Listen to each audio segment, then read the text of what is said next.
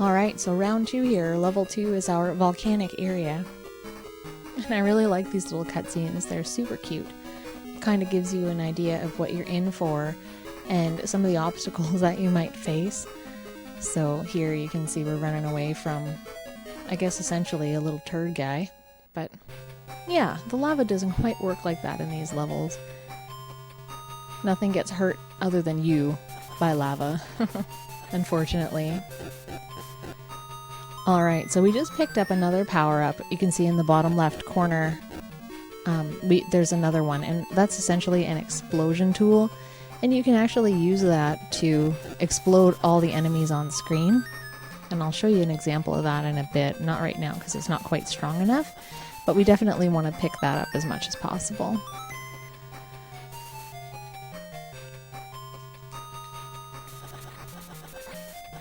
And as usual, I've left my health at the bottom for after I'm done this part to come back, just in case I get beaten up pretty badly, which I usually do. Yeah, but we'll keep powering up our projectile weapon here and everything else along the way. So this is a new power-up for our cooldown as well. Alright, so these volcanoes are a bit of a pain in the butt, so I'll show you guys the invincibility thing in action here. So we'll select that, and you'll see we turn purple. And now these volcano projectiles don't hurt us. Oh, and if I could jump, that would be helpful. But yeah, we want to do our best to avoid getting hit. Especially there, because you can get roasted pretty easily. And now we got our full health replenishment, which is great.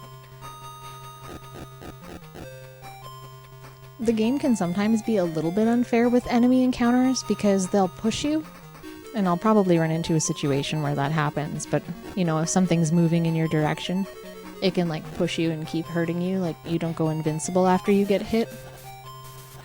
So it can be a little bit of a pain in the butt if you're trying, you know, not to die a horrible death and something gets you. So, yeah. Some enemies too will follow you if you don't outrun them on the screen, like these firebird heads, which is why I'm taking the time to murder them.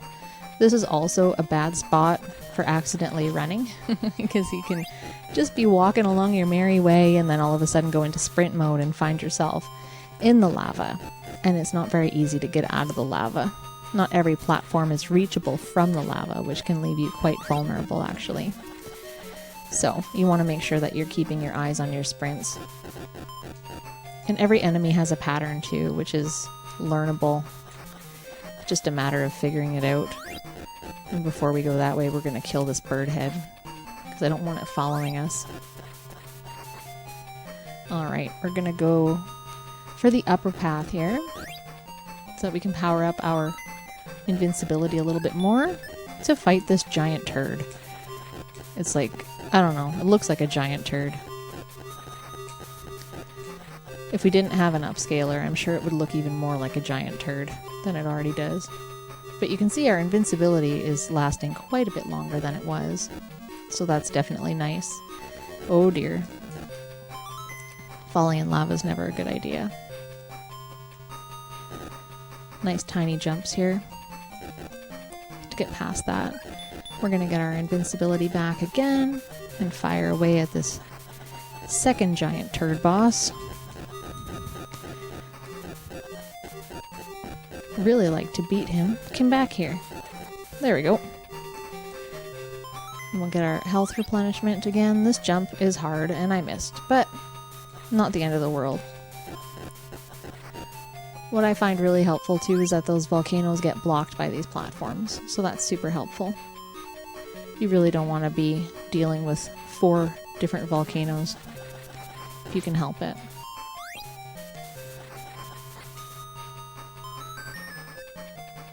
Alright, so a little bit of platforming over these lava pits. And then this is where the running is fun. I can't imagine another part of the game where the running is actually more fun and deliberate. I think you could still do this part if you don't get the running momentum, it's just a little bit more difficult. So these things hurt you, so we want that invincibility on to traverse this particular area. And these guys are going to give us replenished ESP and health before we go in to fight the next boss, which is this big purple guy. So the big purple guy isn't too bad. It'll spit out some of these things, and the only time it hurts you is if it touches you while it's moving, but like I can touch it now and I don't get hurt, sort of thing. Ideally what you'd like to do is to get on top of it while it's coming out, like here we'll be able to. And then you want to spam the big purple guy's head as much as possible. And this boss is quite easy if you can get enough hits in. But sometimes it just doesn't work out, like, oh, we're going to get the same or a different pattern this time that we're not going to be able to get on top of. So we just have to wait patiently. But yeah, sometimes if you can just get the right pattern, you're all set. You're all good to go. There we go. This should be the end of this guy. There we go. Perfect. So we'll pick that up. And that is our firepower heading off into the next level. We didn't do too bad.